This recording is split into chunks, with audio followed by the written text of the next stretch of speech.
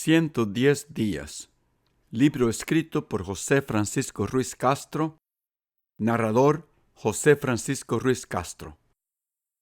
Capítulo 13. Un escape romántico. Una noche intranquila de primavera, Gustavo y yo no dormimos pensando en la duplicidad de lo que íbamos a hacer al día siguiente. La euforia de la aventura planificada para mañana invadía nuestra imaginación sensual y, al mismo tiempo, sabíamos que representaría un alto riesgo de expulsión del seminario. En efecto, pudiera ser el fin de nuestra vida académica de seminarista. No estábamos seguros que queríamos terminarla todavía. Nos encantaba estar en el seminario palafoxiano de Puebla. Habíamos planificado premeditadamente ese día, sin embargo. Ya éramos culpables. En este caso, ¿qué tipo de excusa podríamos inventar para decírselo a Monseñor Barrera de Santa Ana y pedir su perdón? Esa noche temíamos y temblábamos como me imagino el paracaidista justo antes de saltar del avión por primera vez lo haría al borde de la puerta con el viento azotando todo su cuerpo y equipo y con el avión rechinando. Estábamos ya en movimiento justo antes de que los gallos comenzaran a cantar y mucho antes de que el primer autobús empezara a traquetear en la central de autobuses de Oriente. Solo traigamos nuestras mochilas con la cantidad mínima de suministros necesarios. Realmente todo lo que necesitamos es una toalla y nuestro traje de baño, sin pijamas, sin ningún cambio de ropa. Nuestro cepillo de dientes, definitivamente nuestro cepillo de dientes y dinero, dije yo, sonando muy austero. Hará mucho calor y es solo por una noche. Yo podría pasar una noche durmiendo en la rama de un árbol o en la banca de un parque o quién le importa.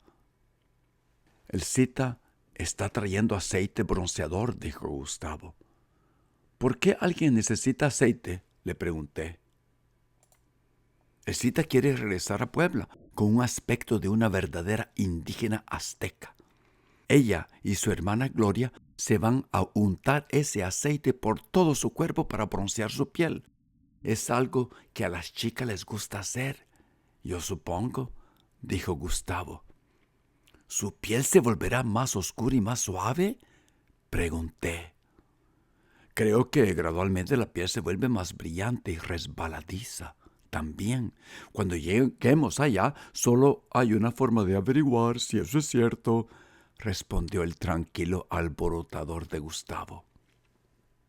Los gallos no se habían despertado aún a las 3:30 de la mañana. Nos arrastramos sigilosamente hasta la puerta que se abría a los escalones centrales del edificio. Bajamos desde el segundo piso para llegar a la intersección de la Gran Cruz, la forma cristiana dibujada por los edificios vistos desde arriba y adoptada por los arquitectos que diseñaron la estructura moderna del Seminario de Puebla. Existía el peligro de que en cualquier momento uno de los 200 seminaristas se le ocurriera levantarse muy temprano para estudiar, para hacer penitencia o para caminar hacia la capilla a orar y nos delatara. O cualquiera de los 15 sacerdotes, nuestros profesores, también podría haber estado preparando sus cátedras de filosofía y teología en su cuarto, lo cual era algo usual a esas horas de la noche, y jalara la alarma al ver por su ventana sombras que se movían tomándolas por ladrones. El portero, apodado Juanito Malacara, casi de 85 años, viejo de mente y cascarrabias, sin embargo, ciertamente estaría dormido, y si no, siendo sordo y casi ciego, no presentaría un problema para nosotros. Cuando descendimos y llegamos a la planta baja, encontramos desiertos los amplios y largos pasillos y más oscuros de lo que nos hubiéramos imaginado. Al principio pensé que era la luz de la luna, pero en cambio era una luz amarillenta que descendía de los faroles de los jardines internos y se filtraba ligeramente a través de las paredes, hechas completamente de paneles de vidrio del corredor más ancho del edificio. La hilera de pilares rectangulares a cada lado de este corredor, que representaba el poste vertical de la cruz y conducía a la entrada principal del edificio, no se podía ver claramente. Decidimos entonces no caminar por este corredor. También desde allí, cualquier seminarista o sacerdote que se encontrara levantado en los pisos superiores del edificio de enfrente, el cual formaba la línea horizontal de la cruz, donde los brazos de Jesucristo se hubieran clavado, pudiera haber mirado hacia abajo a través de su ventana y de repente ser atraído por esas siluetas que se movían en el corredor de abajo, enmarcadas por la luz de las farolas. Decidimos, en cambio, tomar el camino más largo y potencialmente más riesgoso, el corredor más estrecho y largo que pasaba frente a las aulas en el primer piso. Cualquier movimiento torpe hecho por nuestros pies descalzos o nuestras mochilas hubiera producido un eco en las frías baldosas de mármol que podría despertar a los que dormían en las habitaciones de arriba y así descubrieran nuestro acto de rebeldía. Las baldosas de los pisos del seminario se mantenían siempre brillantes y resonantes, gracias al esmero particular de los seminaristas de completar sus deberes de limpieza semanales con una pulcritud excepcional. Procedimos silenciosamente y lentamente, con los hombros encorvados, la cabeza gacha, como dos gatos negros que se escabullían en las sombras de un callejón. Gustavo adelante como un jefe dirigiendo a su escuadrón y yo justo detrás de él como un fiel soldado. Tardamos más de 10 minutos en llegar al final de este corredor largo y encontramos la puerta que daba a los campos de fútbol sin llave. No nos fue extraño, ya que las puertas de los edificios siempre estaban sin llave, pues los 25 acres de terreno que los rodeaban estaban encerrados por una muralla perimetral de 4 metros. Una vez fuera del edificio principal, todavía teníamos que cruzar 3 campos de fútbol para llegar al punto clave de la muralla. La única luz que nos guiaba era amarillenta, casi imperceptible, proveniendo de un poste de alumbrado público que se encontraba al inicio de la calle polvosa, ubicada a lo largo del lado norte de la muralla. El seminario estaba situado donde la ciudad terminaba y el campo empezaba. En esos precisos momentos, atravesando los campos de fútbol, los recuerdos de unas experiencias recientes entraron a perturbar mi mente. Pensé en cómo habíamos marchado ese mismo camino polvoso al otro lado de la muralla, pero en la dirección opuesta, a las 4 de la mañana, 3 años antes. Estábamos entonces en el año escolar 1967-1968. Fue el día después de que Gustavo y yo habíamos llegado al seminario palafoxiano de Puebla. En ese día, los seminaristas de filosofía emprendieron una caminata de 50 kilómetros hacia el norte para escalar la montaña Malinche, de 4.460 metros, como un ejercicio de desarrollo comunitario. Hernán Cortés había pasado una vez en su caballo por ese mismo camino. La Malinche lleva el nombre de la indígena azteca que era esclava, intérprete, secretaria y amante de Cortés, y que se convirtiera en la madre de Martín, el primer mestizo y, en otras palabras, en el primer mexicano. En ese día de la caminata al Malinche, el jubiloso de Gustavo llegó primero a la cima nevada de este extinto volcán en compañía de un grupo pequeño de seminaristas. Yo no tuve esa suerte. Un vértigo repentino, unas náuseas y un dolor de cabeza insoportable me invadieron a la mitad del volcán, víctima del mal de altura. Esto no era de extrañar, ya que acabábamos de llegar de Santa Ana, El Salvador, el día anterior. La ciudad de Santa Ana se encuentra a solo 650 metros sobre el nivel del mar. La mayoría de seminaristas me abandonaron a la altura de 3.000 metros. Un grupo pequeño del primer año de filosofía se quedó conmigo por unos momentos para evaluar mi condición. Tómate un poco de tequila, te hará mucho bien, me recomendaban algunos seminaristas mexicanos. Hemos estado bebiendo tequila desde que éramos unos chilpayatles. Lo habían estado bebiendo desde que habíamos salido del seminario esa mañana, sin ningún efecto aparente. Te mantendrá caliente, no sentirás nada, te sentirás más fuerte, dijo Itztli.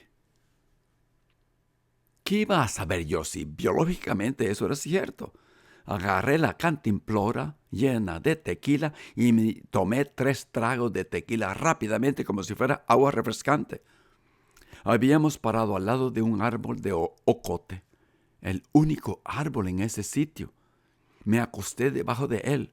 Allí empezaba una vasta área de formaciones basálticas, al borde de un barranco, con un pequeño río al fondo.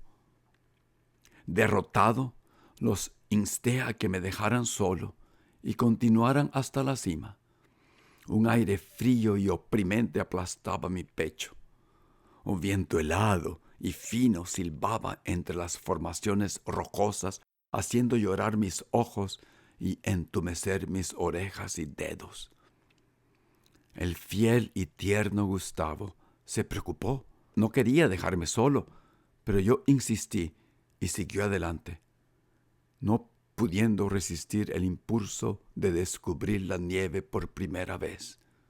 Yo tenía que esperar 6 años más para ver, tocar y saborear la nieve por primera vez durante mi primer invierno en Boston.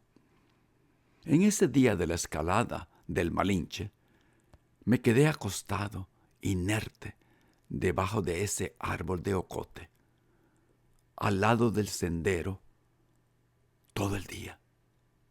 En mi estupor estuve alucinando y pensando que el grupo de seminaristas me había dejado atrás, olvidado para siempre. En mi mente vi una manada de jabalís arremetiendo en una estampida contra mí, y cómo me aplastaban completamente. Oí los lamentos de la Llorona llamando a sus bebés en el fondo del barranco y presencié un buitre dando círculos y círculos y círculos sobre mí, listo para volar en picada a arrancarme los ojos. Recuerdo claramente en estos momentos el constante estruendo de las rocas al fondo del barranco y su eco a través de los arbustos, y cómo todo eso se sumaba a mis alucinaciones salvajes. Permanecí en esa somnolencia y delirio inducido por los tragos de tequila y su agravante efecto en el mal de montaña todo el día. De repente un grupo de voces me despertó. Habían pasado muchísimas horas. Era Gustavo y un grupo pequeño de seminaristas que estaban rodeándome. En su descenso, Gustavo estaba feliz de verme todavía vivo. Me ayudó a levantarme de las raíces del árbol y con su ayuda comencé el largo descenso junto a él, sintiéndome mejor cada paso que daba cuesta abajo, mientras los seminaristas mexicanos descendían la montaña a paso ligero. Ya de vuelta al seminario, formaron pequeños grupos para compartir sus peripecias en el volcán alegremente. Yo, desanimado y abochornado, me aparté, sintiéndome inadecuado y débil, como un niño impopular que prefiere alejarse de los demás en el comedor de la escuela para evitar ser ridiculizado. Habíamos regresado después de la hora de la cena. Las monjas del seminario no se olvidaron de dejar algo de comer para nosotros. Devoré todo sin control, a pesar del sabor picante de jalapeño que perforó mi estómago. Al comienzo del primer año de filosofía en el seminario de Puebla, tenía tal vez equivocadamente, no estoy seguro, la impresión que mi presencia en clase creaba molestias en algunos seminaristas de origen indígena, provenientes de la región rural de Puebla, y creía que estaban dispuestos a tratarme con desdén. Queremos dejarte saber que nosotros mexicanos somos mejor que todos los que viven de vienen de otros países de Latinoamérica, especialmente los de Centroamérica, que fue parte de México. Así que no te sientas especial porque te mandaron con una beca a estudiar aquí, ellos me decían. En ese periodo de adaptación a las costumbres, el mismo grupito se mofaba al verme sufrir en la mesa cuando hacía un esfuerzo agotador para tragar. Las monjas en la cocina regularmente confeccionaban especialidades poblanas para complacer a los nativos y a veces se les pasaba la mano con los jalapeños y otros chiles poblanos propios de las regiones rurales de Puebla.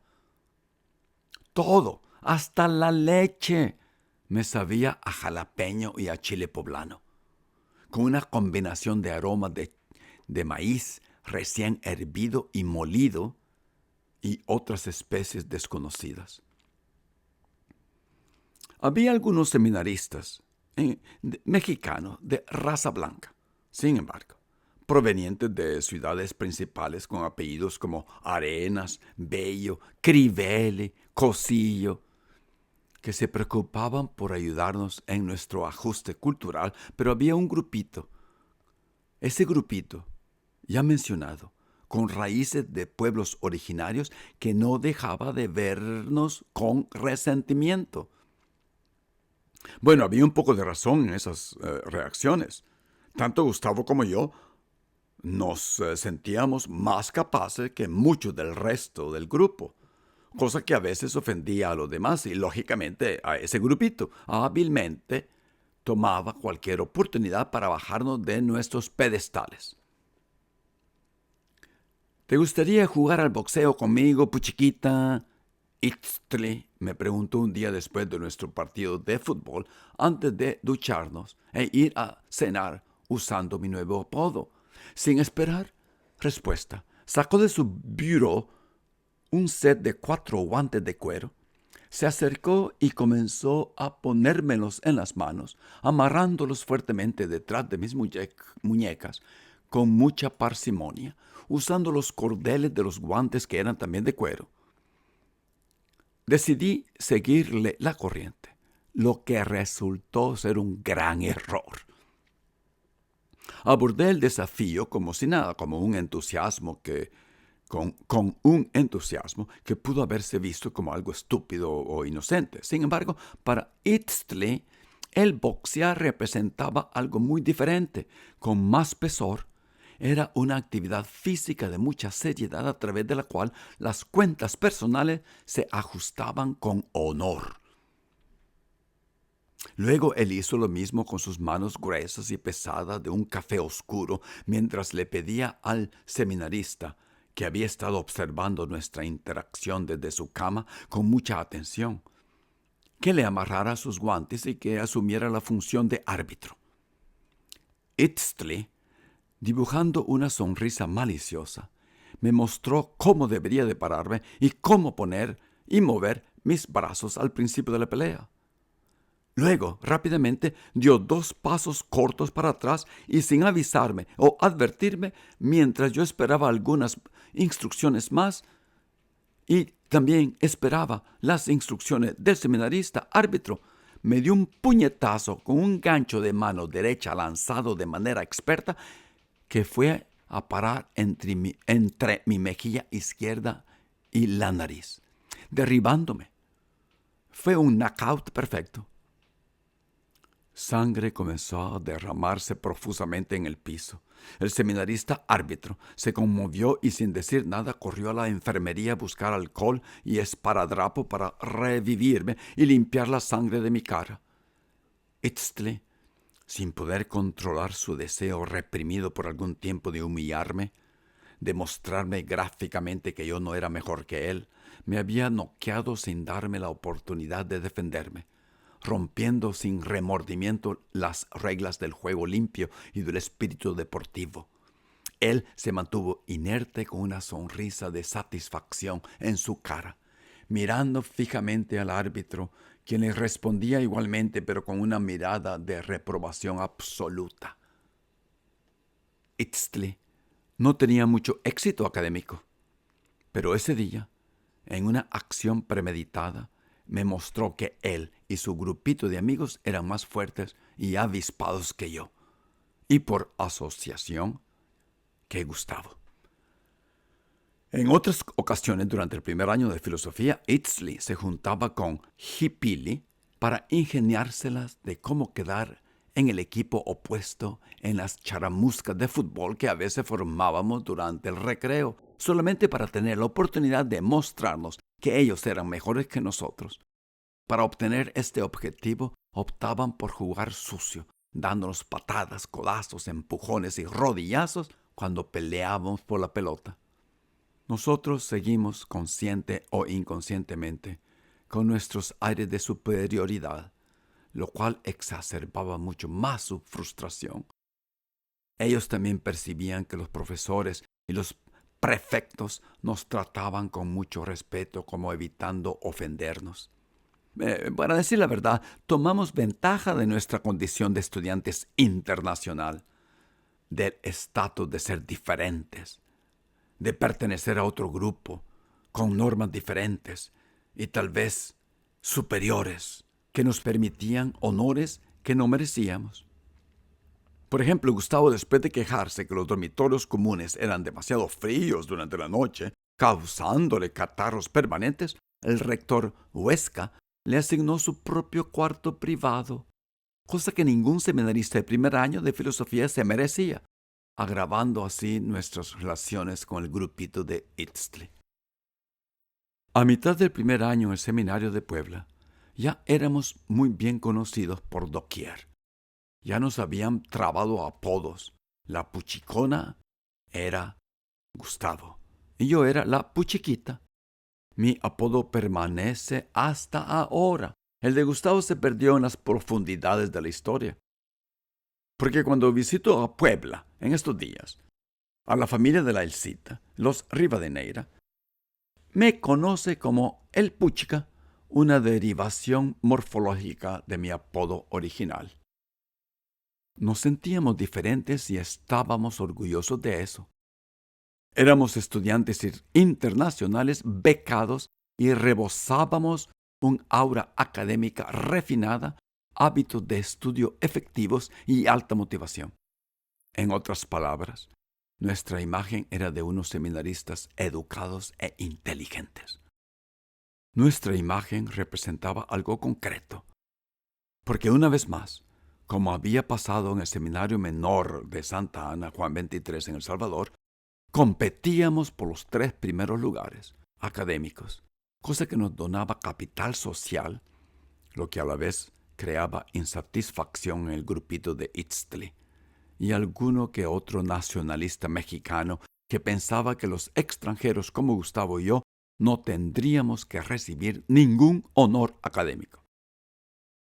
«¡Vámonos! ¡Apurate vos!», Gustavo me susurró un poco muy fuerte y me trajo de nuevo a la realidad cuando acababa de caer en el polvo suave de la calle después de dar el gran salto desde arriba de la muralla periférica del seminario.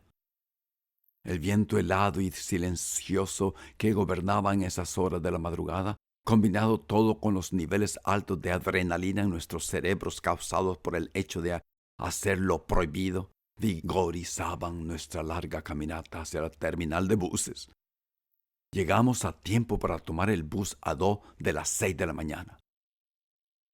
Normalmente, Gustavo mostraba una disposición letárgica, pero esta vez, en las 6 horas del viaje, se transformó en un hombre animado, expresivo e impaciente, con necesidad de desahogarse acerca de sus perspectivas nada halagüeñas del futuro como sacerdote. Los excesos exhibidos por los clérigos de Puebla, especialmente la opulencia ostentosa del arzobispo, lo exasperaba. Su pasado campesino no podía reconciliar esa conducta que él veía como contra el ejemplo humilde del carpintero Jesús, y perfectamente demostrada por la conducta de Monseñor Barrera en su trato con sus feligreses. ¿Te diste cuenta del gran carrote de lujo, una especie de limusina, el atuendo lleno de oro y de plata, y el protocolo y la sumisión mostrada por los curas del seminario palafoxiano hacia el arzobispo de Puebla, Octaviano Márquez, cuando vino a darnos misa durante nuestro retiro espiritual?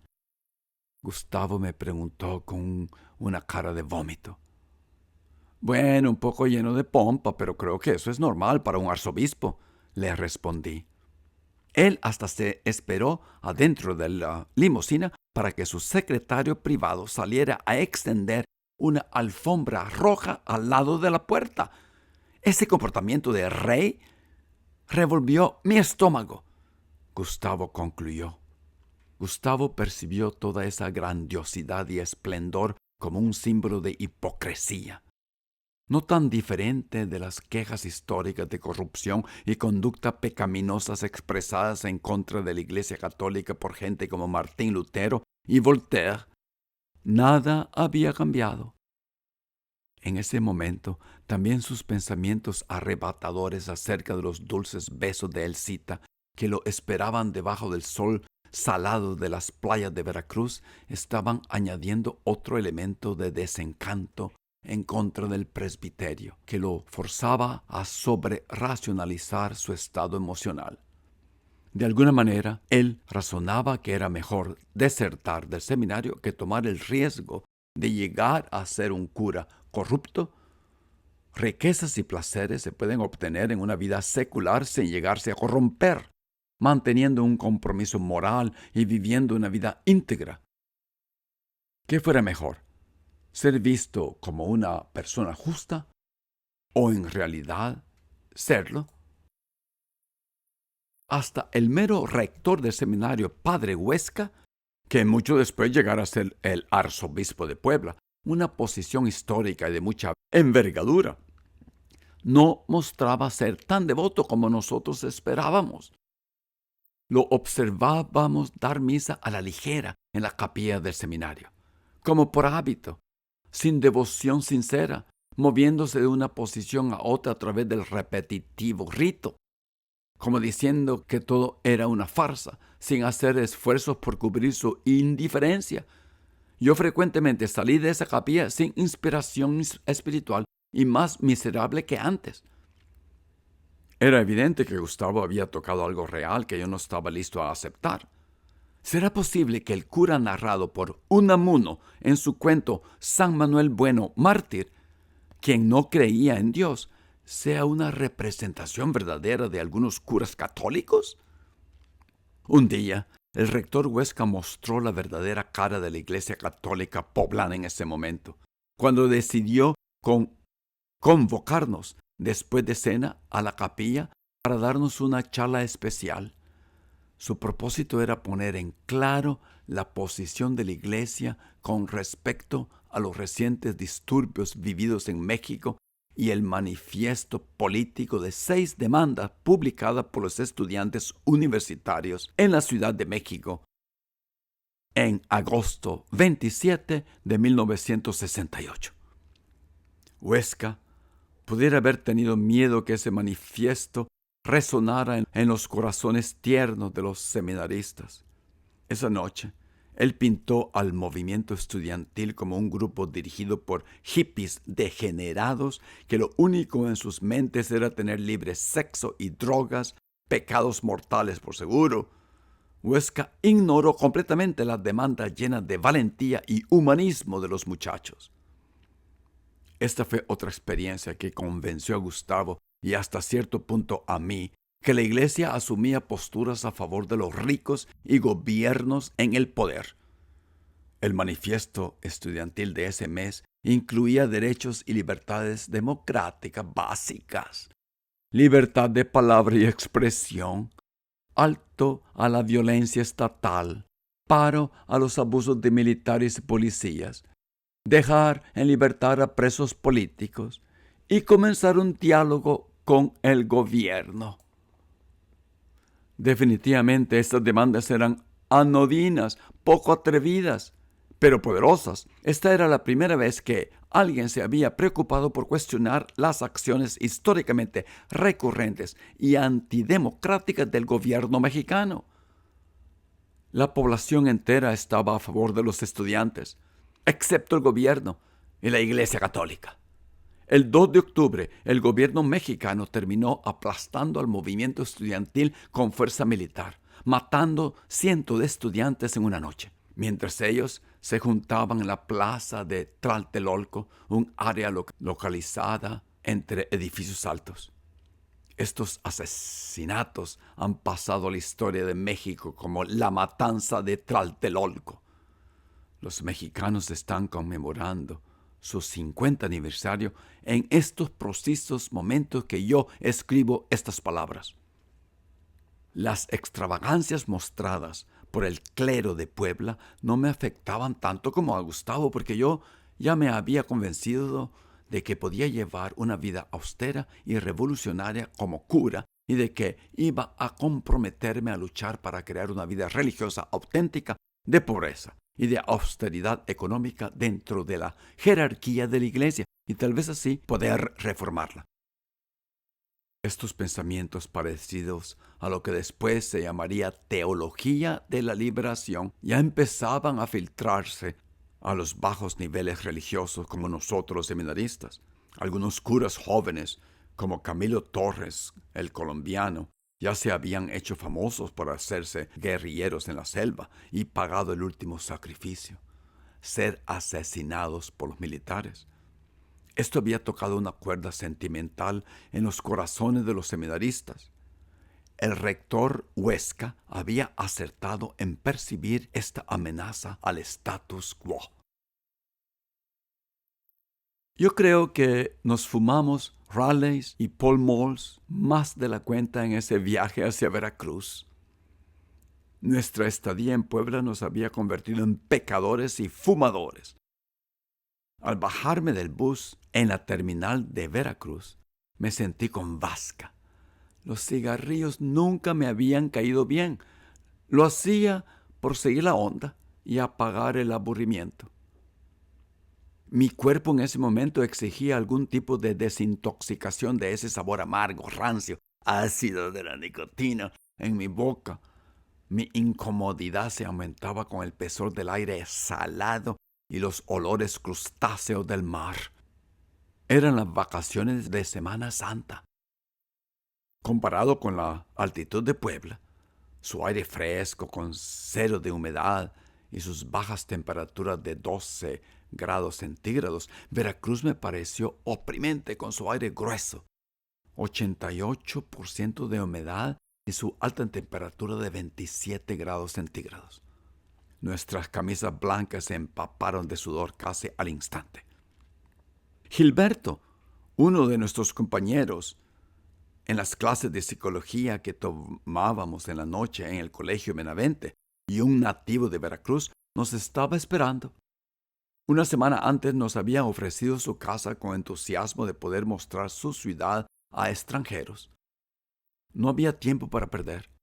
Desesperadamente yo buscaba algo para apaciguar mi boca, estómago y cabeza. El manso de Gustavo sugirió pasar por una cantina, un bar o un restaurante para tomarnos unos martinis.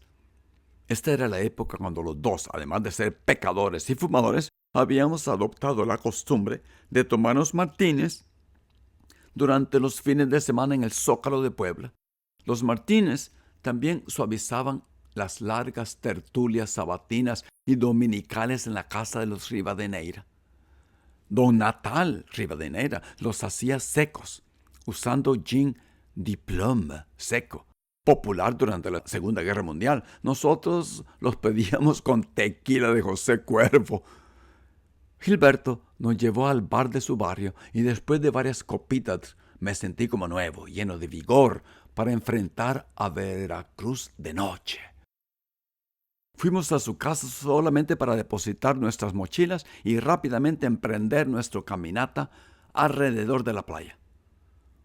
Gustavo me contó durante la última visita que le acabo de hacer, durante ese paseo a pie por la playa en el Boulevard Ávila Camacho, yo no paré de hablar en voz alta, efectos claros de los martines en mi conducta, como si yo le quería anunciar al mundo entero que estaba libre de todas las convenciones, dogmas y normas sociales.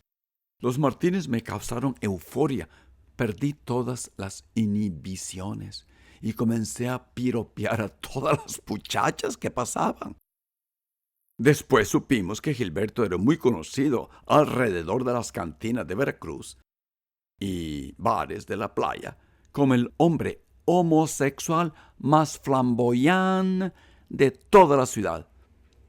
Gustavo me comentó la última vez que lo vi que las muchachas se divertían al oír mis piropos dulces y poéticos, mezclados con varias rimas de Gustavo Adolfo Bécquer, especialmente porque venían de la boca de un grupo de homosexuales dándose la grande en Veracruz Caliente. Para el colmo, por casualidad, nos encontramos con unas muchachas compañeras del Benavente que también habían decidido pasar el fin de semana en Veracruz. A ellas les pareció muy gracioso vernos con Gilberto. En el Benavente pronto se corrió el chisme que nosotros nos dimos la grande con Gilberto y a saber si las muchachas sospecharon de nuestra masculinidad. Al día siguiente, el domingo, fuimos a la playa de la Villa del Mar a encontrar a los Rivadeneira. La isla de Sacrificios y la isla de Pájaros se divisaban a lo lejos flotando tranquilamente atrás de la reventazón de las olas.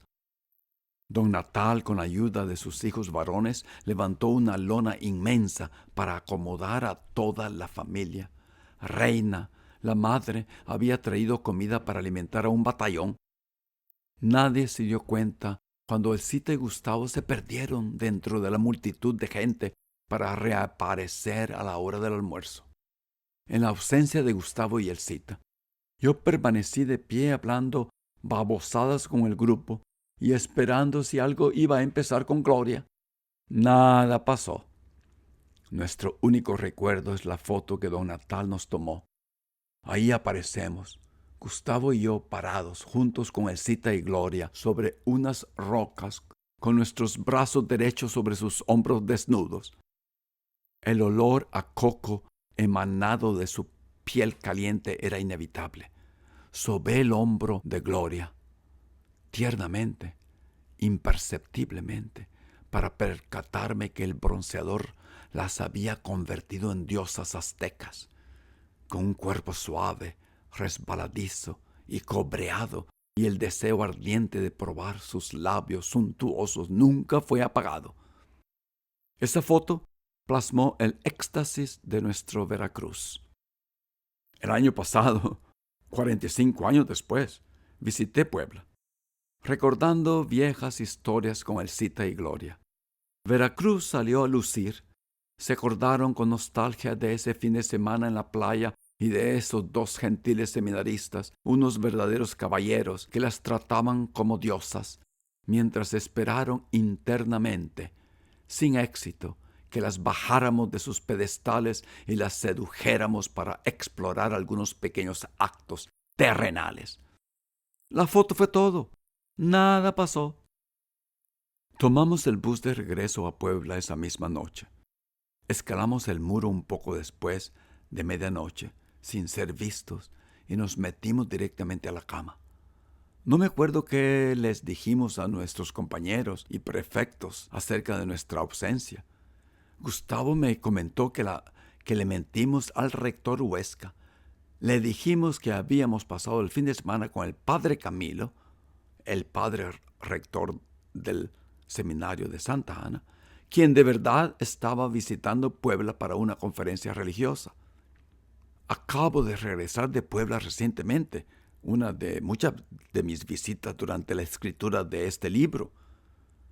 En este último viaje forcé a Gustavo a que juntos fuéramos a visitar el seminario. Habían pasado ya 50 años desde nuestra llegada en el año académico 67-68. Una jovencita llena de vida se hallaba detrás del mostrador de recepción, un gran contraste con la imagen de Juanito Malacara, el anciano portero. Abrió sus grandes ojos negros y nos lanzó la más amplia de sus sonrisas. Nos quedamos con la boca abierta. Encontramos muchas muchachas por todos lados adentro del seminario. En los corredores, en las oficinas de la administración, en los campos de fútbol. Yo no podía creer lo que mis ojos veían. ¿Cuándo habrá pasado esta revolución? En la administración específicamente encontramos unas muchachas sonrientes y acogedoras. Platicamos por algún tiempo de nuestras historias pasadas. Yo les mostré muchos documentos, diplomas y premios en latín firmados por profesores legendarios, históricos, cuyos nombres ellas reconocieron. Y les mostré fotos en blanco y negro de nosotros en esa época que había traído desde Boston con el propósito de mostrárselos a alguien en el seminario, como para hacer hincapié que sus paredes habían oído, sentido y grabado nuestra existencia con nuestras luchas y éxitos que no deben ser olvidados. Miren quién está allí. Ese es el padre Eliezer. Se ven tan jovencitos. Oh, él está enterrado en la capilla del seminario. Una de ellas exclamó. Oh, este premio lo firmó el padre Mejorada. Todavía está vivo. Da misas en el Templo de la Misericordia Divina en Puebla. Lo pueden ir a visitar porque le agradaría platicar con ustedes. Otra dijo. Las muchachas abrían sus ojos negros más y más a medida que iban examinando las fotos y documentos y nos volvían a ver como buscando los rasgos que todavía conservábamos de nuestro físico juvenil. Todo está escrito en latín, otra exclamó con admiración. ¡Qué jovencitos y guapos eran ustedes! ¡Ay, me gustan estas fotos con sus uniformes del equipo de fútbol!, dijo otra, atrevida. Luego continuamos nuestra ronda por los corredores. Yo sentía que las losas y las paredes vibraban al reconocer nuestro andar. Paramos a hablar con los primeros seminaristas, jovencitos, enfrente de un aula que después nos dimos cuenta se había convertido en la estación de televisión y radio del seminario. Los impresionamos tanto que el seminarista encargado nos entrevistó y escaneó todos mis documentos amarillentos y fotos de color sepia, admirándolas y tocándolas con guantes blancos, como hiciera un curador de museo de arte. Voy a escribir una reseña de su visita al seminario y voy a escribir un artículo, nos dijo. Ese día aprendimos que el seminario tenía un estudiantado mixto y que desde hace varios años había abierto las puertas a la comunidad y funciona en estos momentos como una especie de universidad otorgando diplomas en ciencias religiosas. Si me hubieran dicho que estos cambios venían en el futuro inmediato, yo creo que nunca hubiera colgado la sotana. El pícaro de Gustavo les comentó a las muchachas de la administración, haciéndoles unos ojitos y provocando unas sonrisas tímidas y unos cachetes sonrojados en el grupo. Luego seguimos caminando por los corredores que aún brillaban con el resplandor de la luz que se filtraba por los grandes ventanales. Entramos en nuestra aula de filosofía y nos sentamos en nuestros viejos pupitres de madera. Noté que el pupitre que estaba donde yo me sentaba tenía parte de la superficie de barniz llena de pequeñas grietas. Se me ocurrió pensar que en ese entonces pude haber cincelado mi nombre, si hubiera sido valiente, debajo del asiento para dejar mi huella en un lugar que definió gran parte de mi vida. A continuación, entramos en la capilla. La encontramos completamente vacía. El órgano marca Hammond se hallaba seductoramente en la misma esquina. No pude resistirme. Había practicado tantas veces la tocata y fuga en re menor de Bach en ese mismo órgano. Sus pedales me fascinaban. Me senté y toqué el bien conocido y fácil primer movimiento. El imperturbable de Gustavo escuchó, casi llorando, lo cual es atípico de él. La vejez calma y suaviza. Lo he comprobado. Luego entramos a la cafetería para hablar con las monjas cocineras que hacían el almuerzo y les comentamos nuestros sufrimientos con el chile mexicano en aquellos tiempos pasados y cómo el edificio ahora comenzaba a mostrar su vejez. Al final de nuestra ronda, nos sentamos en las gradas del campo de fútbol. En esta cancha fue donde yo metí el segundo gol que nos dio la victoria en el campeonato. Quedamos campeones en 3 años consecutivos, dije. Yo fui el que metió el gol, me interrumpió Gustavo. No, yo fui el que metió el gol.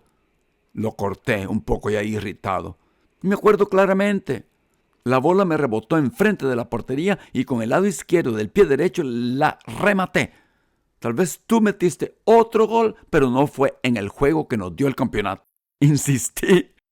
Tú siempre has querido ser el mejor, aunque no sea cierto, cabrón. Seguí con irritación.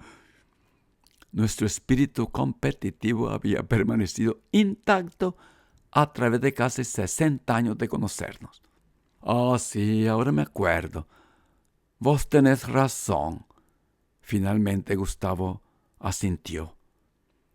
Permanecimos sentados en las grandes gradas de la cancha de fútbol durante lo que me pareció ser un tiempo muy largo, en silencio, saboreando el momento con un sabor de historia pasada, admirando, como si fuera la primera vez, el espectacular paisaje del Popocatépetl, cubierto de nieve a la distancia, una vista que nunca había dejado de sorprendernos de nuestro primer invierno aquí en 1967.